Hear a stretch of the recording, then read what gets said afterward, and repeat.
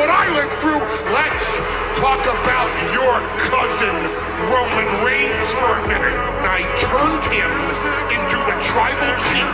We were the undisputed WWE champion, and I'm not the one that blew it by getting beat by Cody Rhodes. He lost the title that I spent 5 years of my life, and then what did he do? Leaves me in the hands of Solo and Jacob Fatu and those Tongans who put me through a table in Madison Square Garden, and he didn't come back to avenge me. He came back to get his Ulathala back. But I betrayed Roman Reigns, right? I betrayed Roman Reigns. No, it's always Paul Heyman. I'm always the liar. I'm always at fault. I'm the betrayer. Not this time. I'm right. I'm right.